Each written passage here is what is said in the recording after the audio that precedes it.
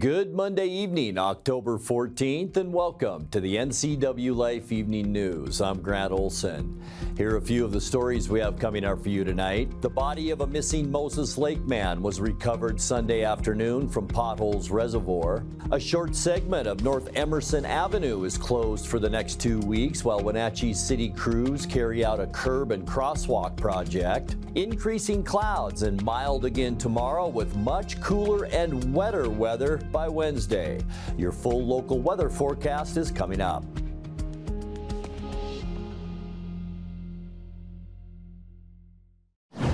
All evacuation levels in the Squilchuck Road Fire were lowered to level 1 on Monday afternoon after fire crews remained on scene overnight. The fire broke out at about 2:17 p.m. on Sunday, and level 3 or go now evacuations were issued for the Wenatchee Heights area that included the west end of Connery Road and north end of Jim Smith Road. Level 2 or get ready evacuations were put in place for the 3200 block of Squilchuck Road, and Squilchuck Road at Methouse Street was closed through traffic but has since reopened. State fire assistance was mobilized on Sunday afternoon, and latest updates from Chelan County Emergency Management say the fire is 30% contained and estimated at 217 acres. The cause of the fire is under investigation.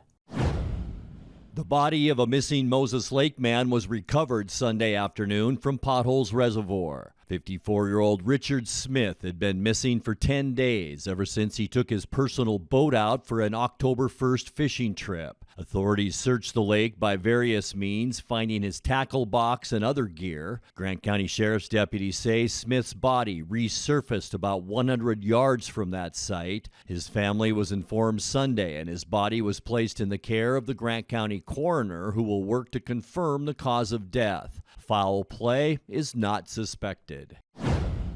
An East Wenatchee couple has been fined $3,500 for repeatedly burning brush inside the city's Ermid growth area despite a state ban on such practices. The Department of Ecology says Jacob and Debbie Ramos carried out 3 controlled burns of brush, leaves, pine needles, and other vegetation on undeveloped property they owned in the 2900 block of Sunset Highway. State law does not allow burning of agricultural debris inside urban growth zones, which are outside city limits but within the city's eventual footprint for expansion. Ecology says the 3 fires were set in February and March of 2023. The fine for illegal burning was assessed in February of this year.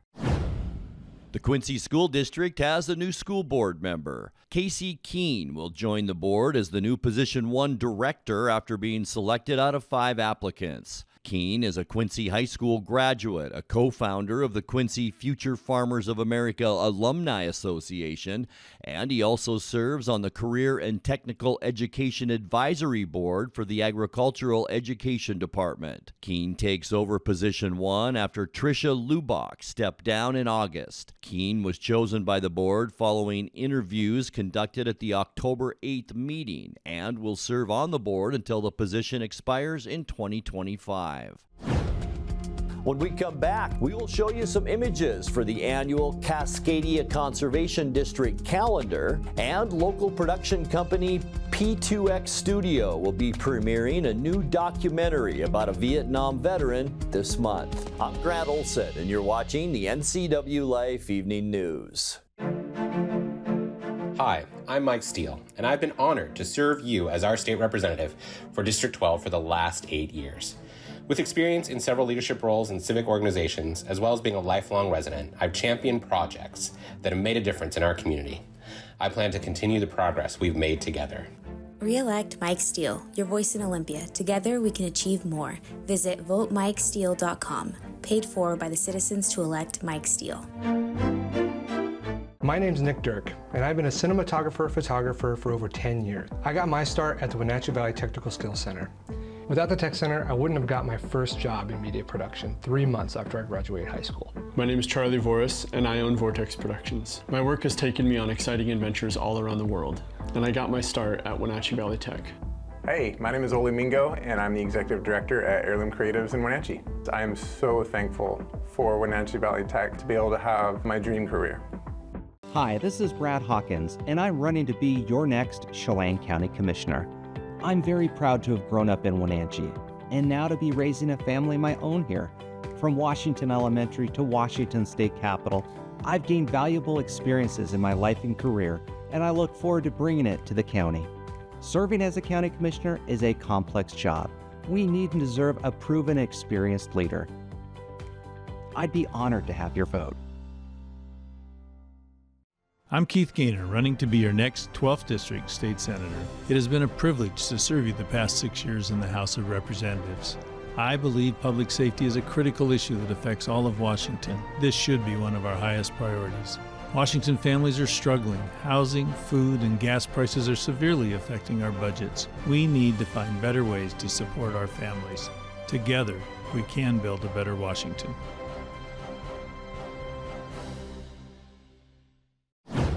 A short segment of North Emerson Avenue is closed for the next 2 weeks while Wenatchee's city crews carry out a curb and crosswalk project. Emerson between 5th and 4th Streets is inaccessible except to residents along the short city block.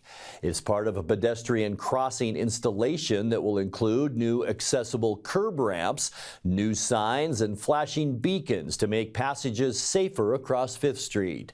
The city says the work could go on for the remainder of the month. Every year at this time, the Cascadia Conservation District begins soliciting photos of the landscape around Chelan County, seeking images for its annual calendar. That process closed yesterday, and Cascadia shared several of the received images via Facebook. Contributors compete for a space in the calendar in categories including wildlife, agriculture, water, plants, and landscape. Finalists for the 2025 calendar are likely to be announced later this month, with the calendar themselves available by December. Local production company P2x Studio will be premiering a new documentary about a Vietnam veteran this month. The documentary, titled Uncle Vic, follows the story of Vic Underwood, a Green Beret with 2 Purple Hearts, and his nephew Seth Pearson, who set out to learn more about Underwood's life. The event is also meant to be an evening to honor and pay tribute to veterans and active military, and several veteran supporting organizations will be in attendance. The premiere is set for 4 p.m. to 6:30 p.m. on Saturday, October 26, and will be held at the BPOE Ballroom at 27 South Chelan Avenue in Wenatchee. The event is free to the public, but registering for a ticket on the P2x Studio website is highly encouraged. Coming up next, the 12th Legislative District used to be Washington's biggest, but after redistricting, that honor now goes to the 7th District, which spans all the way from Colville and Kettle Falls to the Methow Valley and East Wenatchee. In tonight's feature story, we'll tell you about the race for that seat. One more day of above normal temperatures tomorrow, and then big changes on the way by Wednesday. I'll have all the details coming up in your full local weather forecast. That and much more still to come tonight. Please stay with us. Blue Lagoon Pool and Spa, located on South Wenatchee Ave, has the largest selection of spas and swim spas in town. Stay cool this summer in an artesian swim spa and use it all year long. We enjoy helping families reconnect one spa at a time. Hot tubs are proven to improve sleep and decrease arthritis pain. Our passion is water, so please bring us a water sample, and we will help you diagnose your pool or spa water for free. Blue Lagoon Pool and Spa, your pool and spa experts. A ductless unit from Carrier can keep anyone comfortable. Take Shelly, for instance. She finds me time in her new attic-turned-home gym. And with her Carrier ductless unit, the temperature is always perfect, no matter how intense her workout gets. Carrier. Total comfort, totally happy. Turn to the experts, Carrier and Alpine Air. Heat and air, call Alpine Air. We in Northeast Washington are proud of our small-town heritage, but Olympia's one-size-fits-all policies have made life here more difficult. I'm former Mayor Suing Moody, and for the past 13 years, I've fought for the needs of the people of Twisp in the face of disaster. Now, I'm looking to bring my record of strong leadership to Olympia as your state representative. to preserve the way of life our families have enjoyed here for generations. I'm suing Moody, and I'm asking for your vote because we shouldn't have to give up anything to live here, and we won't. At Abby's, it's kind of simple. We're not rocket scientists. We just make great pizza. When you're ready for traditional values, time with your family, and a great meal, you're invited to Abby's. Order at abbys.com. Our family is here for your family. It's fall. Want a great value that doesn't involve pumpkin spice? Try Abby's Barbecue Chicken Pizza. Save and enjoy a pizza with loads of quality toppings to the edge. Your taste buds and your wallet will thank you. Enjoy Abby's October special at a very special price. In tonight's feature story, the 12th Legislative District used to be Washington's biggest. But after redistricting, that honor now goes to the 7th District, which spans all the way from Colville and Kettle Falls to the Methow Valley and East Wenatchee. State Representative Jacqueline Maycumber, a Republican, is leaving her 7th District seat for a congressional run. Two fellow Republicans now seek to take that post. Andrew Engel of Colville, who's the congressional liaison for Kathy McMorris Rogers, and Sue-Ing Moody of Twisp, who was mayor of that Methow Valley town for 13 years. You can find the full interview with both candidates on our website, as well as those running in several other races. We're hearing a lot these days about the fact that the cost of living is really impacting a lot of the people on the ground. And I think there's a complex web of things that we can be working on at the legislature on that front alone. I know our various industries, agriculture, are changing. We're talking about energy needs to better support our working businesses, small and larger industries here in North Central Washington. And those are going to be continuing to be those conversation points that we need to talk about, as well as about housing, and homelessness. What does that look like here in our district? Does look different than in other parts of Western Washington and more urban areas. So those are some of the areas that I'm hearing about. But in addition, one of the biggest things that I know I'm familiar with is wildfires. We continue every year to have the wildfires, and I was mayor during the 2014 Carlton Complex and then the Twisp River fires in 2015, and I can say that those have been game changers. It's been a decade now since those fires. We've had some progress, but we know that initial attack and strong management of our natural areas is going to continue to be one of the things that we need to continue to work on, especially for the 7th District. This is part of our industry as well in the 7th District. We are very heavily surrounded by natural areas, and we've been blessed for that, And so our traditional industries have been dependent on that. And I think that there's an opportunity here for that as well, for economic development, to bring some of those industries back, especially in light of the housing crisis that we're recognizing currently exists.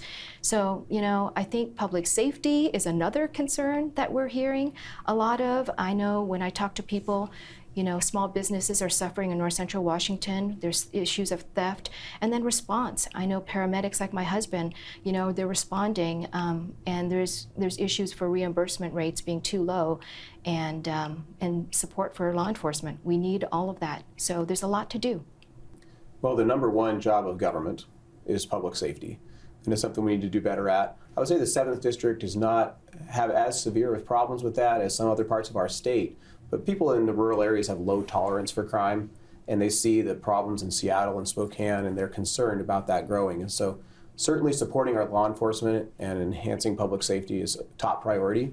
But I also have found, as I'm doorbelling and talking with people, that the high cost of living is the biggest concern I hear about.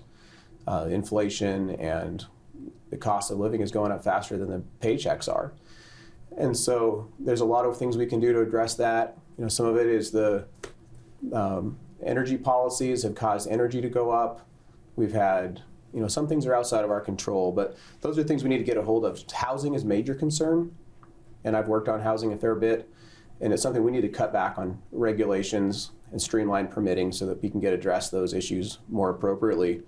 But also, supporting our veterans. We've got parents are concerned about schools. We need to keep working on that, protect the Second Amendment. There are a lot of issues in this district, and I'm looking forward to getting to work on them on the behalf of the people.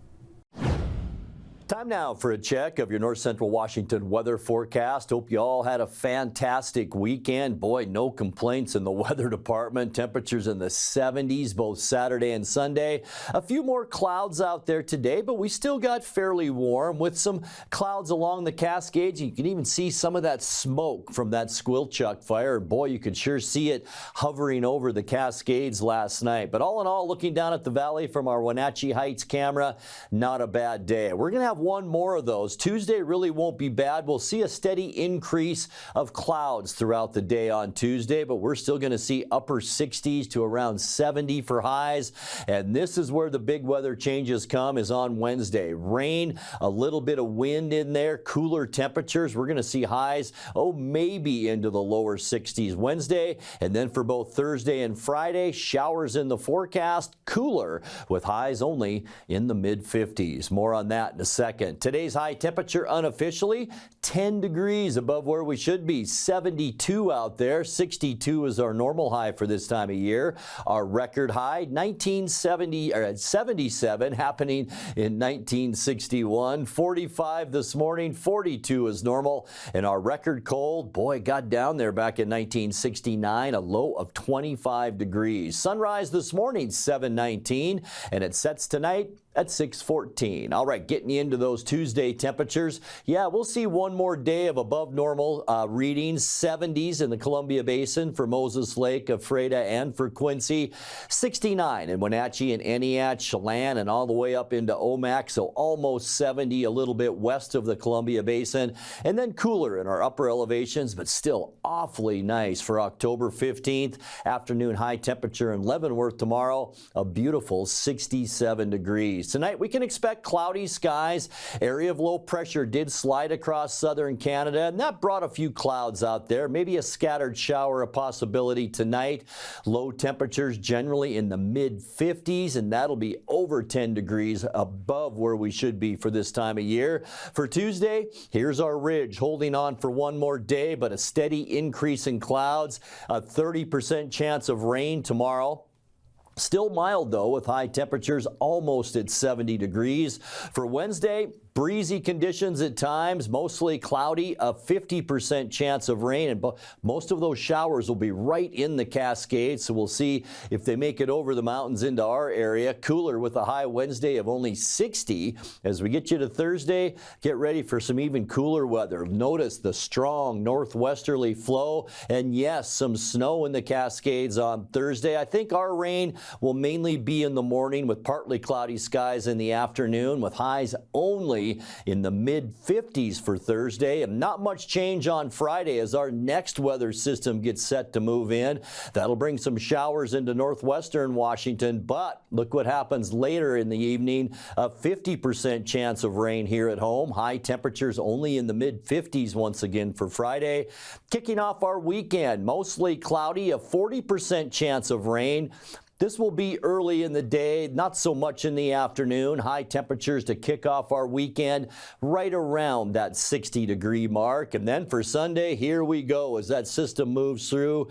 This is in the morning hours on Sunday. A little bit of clearing in the afternoon, but at least a 50% chance of rain. High temperatures once again right around 60 degrees. All right, your 7-day forecast. 45 overnight tonight. Another nice day tomorrow. It could just be a sprinkle or two at times. 69 our high. And this is where we see the weather changes come on Wednesday. A 50% chance of rain, cooler and 60. And then much cooler for Thursday and Friday with showers a possibility. 55 for the high both Thursday and Friday. And then for this weekend, once again, we're going to stay with a pretty decent chance for scattered showers. High temperatures upper 50s to near 60 degrees. And that's a look at your North Central Washington weather forecast. Coming up next, tonight's sports report with Eric Granstrom and more as the NCWLIFE Evening News continues right after this. Have you ever played that game, What Would You Rather, where you give two options to see what your friend would choose? Well, let's try it. What would you rather? Would you rather have a telemarketer from a foreign call center named David, or a local North Central Washington agent who has been helping folks for over 20 years on Medicare and has 5 offices to serve you, Monday through Friday, 9 to 5. So, what would you rather? Now give us a call at Springwater Insurance. Our phone number, 509-888-2600.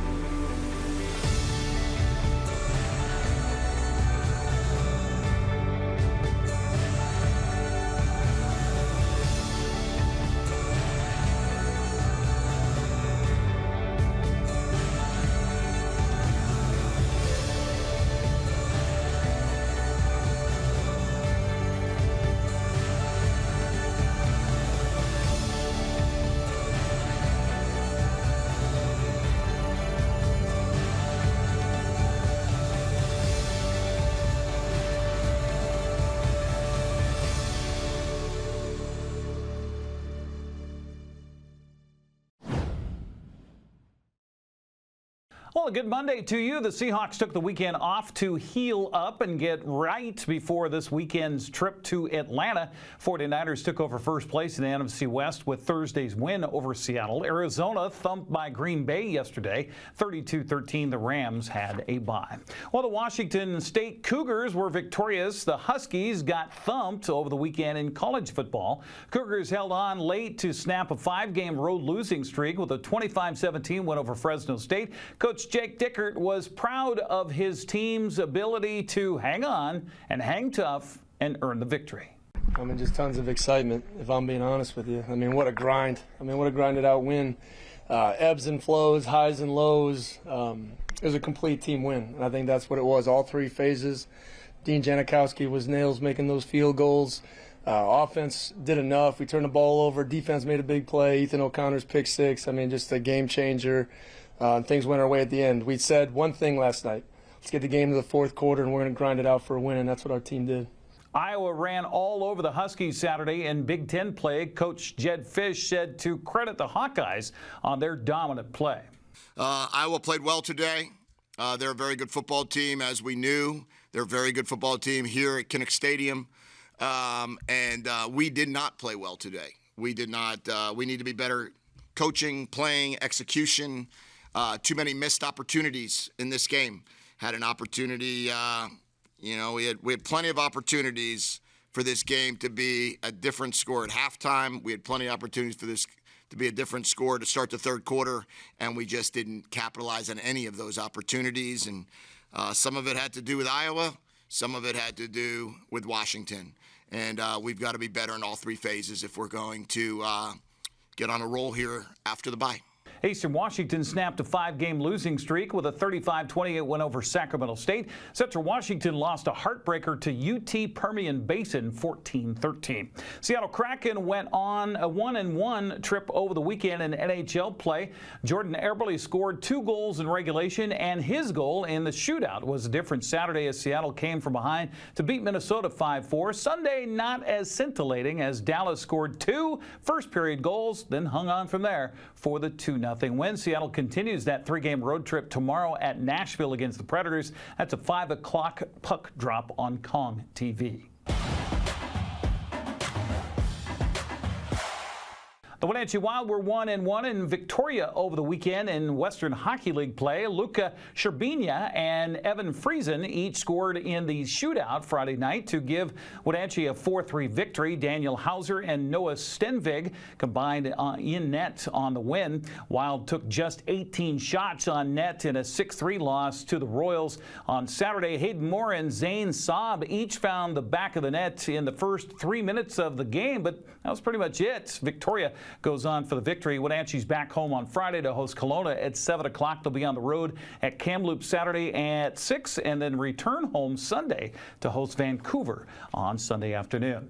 Well, Eastmont won its homecoming game against Eisenhower on Friday, 33-14. Austin Zielinski followed up his 2-touchdown performance a week prior against Wenatchee with a couple of touchdowns in his first 2 carries Friday to give the Wildcats a lead it would never relinquish. I was alongside Grant Olson for the call here on the NCWLIFE channel. Or 3 weeks ago. Here's a little misdirection. Austin Zielinski has room to the 40, to the 45, and he is going to be gone. Austin Zielinski will take it for the touchdown here for the Eastmont Wildcats from 73 yards. Holy man. Gets back in the shotgun, high snap, and the ball went over his head, and he's going to have to take it for a safety. So here we go, Austin and Peyton Zielinski. Austin goes in motion. They'll hand it to him.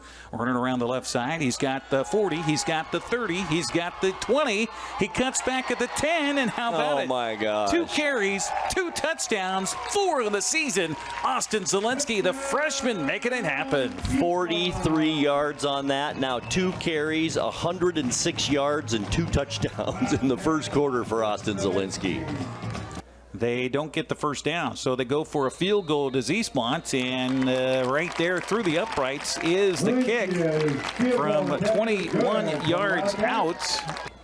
Zielinski backs up, sends Cortez in motion. He'll hand it to him around the right side. Cortez has the 10, has the 5, has the end zone. Touchdown, Eastmont. So 3rd down, long 10 here coming up for the Wildcats. They'll do a little cross direction. Beautiful and into play. The end zone for the touchdown. What a call. With the carry that time. Who was it? It was Cortez. Julian Cortez with the carry and the touchdown. Boy, that had Eisenhower fooled big time. Back to pass Spurrier again. Looks, throws for the end zone. Got a receiver. He catches it, and it's a touchdown, and there goes the shutout. He'll get the pass from center. Drop back to pass. Looking right. And then throwing deep. What a throw. Wow. 80 yards. And they'll wind the clock, and that will be the end of it. And it will be Eastmont with the win on homecoming night tonight here at Eastmont Wildcat Stadium. 33-14 is the final. It was a pretty good game. Our running backs, we struggled a little bit in the beginning and stuff with the blocks, but after a while, we got the hand of it, how they were playing in defense and stuff like that. It's always kind of, you got to see what kind of punches they're throwing before you can adjust to those punches, right? Yeah, we got to know, like, every game's it's a fight, you know, they come in strong and everything. We can't be like, oh, it's Eisenhower, you know? Right. You know, we talked about, all week long, we've been talking about Alabama, Vanderbilt. Yeah. You know, is don't get caught looking ahead. And so, you know, especially after an emotional game like last week was with Wenatchee, and so the theme all week was, let's not get caught up in homecoming. Let's not get caught up in looking beyond to Moses. Let's take care of business here first, and then work from there. The 5-1 Wildcats travel to 5-1 Moses Lake Friday for an anticipated showdown for first place in the Big Nine at Lions Field. Moses Lake raced out to a 49-13 first quarter lead in its non-league matchup with Post Falls, Idaho. Never looked back at a 69-20 victory. Ethan Avalos threw 5 touchdown passes to lead Sunnyside in a come-from-behind 42-35 win at Davis. Wenatchee could not hold an early lead over West Valley on the road, falling to the Rams by a final of 38-24. That's a look at sports news. I'm Eric Granstrom. Have a happy Monday. And that will do it for our newscast tonight. For more news from around North Central Washington, you can find us at NCWLIFE.com, on our social media channels, or on our mobile app for iPhone and Android. And remember, if you see news happening, we'd like to hear from you. Email us at news@ncwlife.com or give us a call at 888-6295. I'm Grant Olson. Thanks so much for being with us and have a great night. Want to stay up to date on the latest news in the area? Tired of paying for your news? Download the NCWLIFE app now. No subscriptions necessary. Get news, weather, sports, and more live as it happens. Available for iPhone and Android in the App Store. Local news at your fingertips. Don't miss the stories that matter to you. Stay connected.